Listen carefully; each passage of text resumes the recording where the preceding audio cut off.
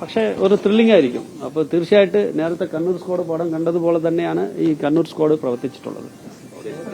കാപ്പ ചുമത്തണമെങ്കിൽ ഒന്നുക്ക് കൂടുതൽ കേസുകൾ ഉണ്ടാവണം. അപ്പോൾ ഇയാൾക്കെതിരായിട്ട് ഒന്നുക്ക് കൂടുതൽ കേസുകളുണ്ട്. അപ്പോൾ ഇതെല്ലാം പരിശോധിച്ചിട്ട് കാപ്പ നിയമപ്രകാരം അദ്ദേഹം അർഹതയാണെങ്കിൽ തീർച്ചയായിട്ടും അതിന്റെ നടപടികൾ സ്വീകരിക്കും.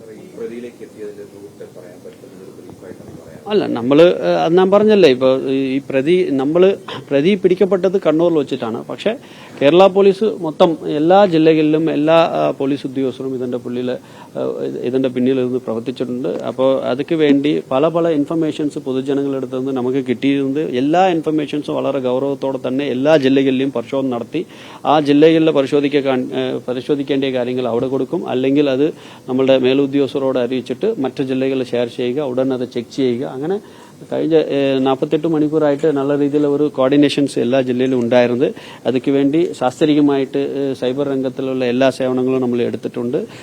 ഓരോ ഇൻഫർമേഷൻസ് വെരിഫൈ ചെയ്താണ് ഈ പ്രതിയിൽ പിടിക്കപ്പെട്ടത്. അല്ല, ആ കാര്യങ്ങളെല്ലാം നമ്മൾ അന്വേഷണത്തിൽ പറയാം.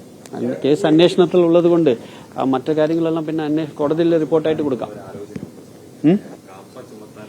കാപ്പ ചുമത്തണമെങ്കിൽ ഒന്നുക്ക് കൂടുതൽ കേസുകൾ ഉണ്ടാവണം. അപ്പോൾ ഇയാൾക്കെതിരായിട്ട് ഒന്നുക്ക് കൂടുതൽ കേസുകളുണ്ട്. അപ്പോൾ ഇതെല്ലാം പരിശോധിച്ചിട്ട് കാപ്പ നിയമപ്രകാരം അദ്ദേഹം അർഹതയാണെങ്കിൽ തീർച്ചയായിട്ടും അതിന്റെ നടപടികൾ സ്വീകരിക്കും. ഓക്കെ, അത് പറഞ്ഞല്ലേ തുടക്കത്തിൽ തന്നെ. ഹാർബറിംഗ് ചെയ്തിട്ടുള്ള വ്യക്തികൾ ആരൊക്കെയാണ് അത് വരുന്ന ദിവസങ്ങളിൽ അന്വേഷിച്ചിട്ട് നിയമ നടപടികൾ അതെ കറക്റ്റാണ്. അത് നമുക്ക് ആൾറെഡി ഉണ്ട്. പ്രത്യേക കണ്ടല്ലേ, വലിയ സ്ക്വാഡ് തന്നെ പ്രവർത്തിച്ചിട്ടുണ്ടല്ലോ. ടീം ആൾറെഡി ഉണ്ട്, അവർ ചെയ്യും.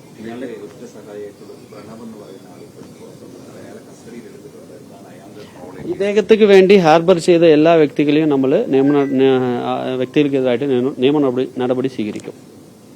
പോലീസിന്റെ ജീവിതം എന്ന് പറയുന്നത് അല്ലേ, ഡേ നൈറ്റ് വർക്ക് ചെയ്യേണ്ടതാണ്. തീർച്ചയായിട്ടും അത് സിനിമ പോലെന്ന് പറയാൻ പറ്റില്ല, പക്ഷെ ഒരു ത്രില്ലിംഗ് ആയിരിക്കും. അപ്പോൾ തീർച്ചയായിട്ടും നേരത്തെ കണ്ണൂർ സ്ക്വാഡ് പടം കണ്ടതുപോലെ തന്നെയാണ് ഈ കണ്ണൂർ സ്ക്വാഡ് പ്രവർത്തിച്ചിട്ടുള്ളത്.